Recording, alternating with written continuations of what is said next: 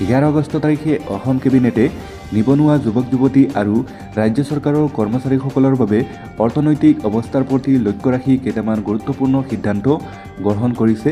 তো সেইকেইটা সিদ্ধান্ত আমি এই ভিডিঅ'টোত আলোচনা কৰিম।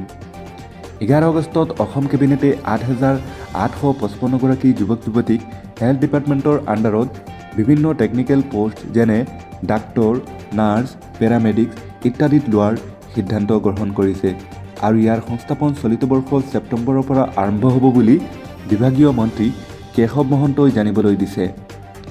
বিত্তমন্ত্ৰী অজন্তা নেওগে জানিবলৈ দিয়া মতে যোৱা দুটা কেবিনেট বৈঠকত মন্ত্ৰীসভাই 52,500 গৰাকী শিক্ষিত নিবনুৱাক বিভিন্ন বিভাগ যেনে স্বাস্থ্য, শিক্ষা আৰু হোম এফেয়াৰ্ছৰ আণ্ডাৰত সংস্থাপন দিবৰ বাবে এপ্ৰুভেল লৈছে। এই 52,000 পোষ্টৰ ভিতৰত 22,000 পোষ্ট থাকিব শিক্ষা বিভাগৰ বাবে, দ্বিতীয় 22,000 পোষ্ট থাকিব হোম ডিপাৰ্টমেণ্টত আৰু 8,000 পোষ্ট থাকিব স্বাস্থ্য বিভাগৰ বাবে আৰু ইয়াৰ সংস্থাপন আৰম্ভ হ'ব চলিত বৰ্ষৰ ছেপ্টেম্বৰ মাহৰ পৰা।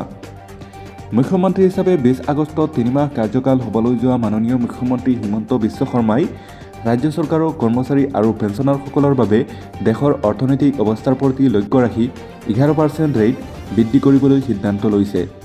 ৰাজ্যৰ মুখ্যমন্ত্ৰীয়ে ৰাজ্য চৰকাৰৰ কৰ্মচাৰী আৰু পেঞ্চনাৰৰ ৰেট 70%ৰ পৰা 28%লৈ বৃদ্ধি কৰিছে।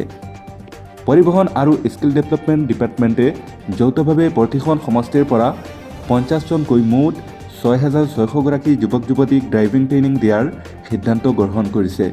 ট্ৰেইনিং শেষ হোৱাৰ পিছত প্ৰতিজন ড্ৰাইভাৰক একোখনকৈ ড্ৰাইভিং লাইচেন্স আৰু পেছেঞ্জাৰ গাড়ী কিনিবলৈ 1 লাখ টকাকৈ সাহায্য আগবঢ়াব বুলি মন্ত্ৰী পীয়ুষ হাজৰিকাই জানিবলৈ দিছে।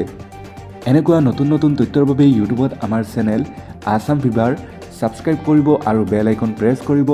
যদি ফেচবুকত চাই আছে তেতিয়াহ'লে আমাৰ Facebook page Assam fever follow' কৰিব। ধন্যবাদ।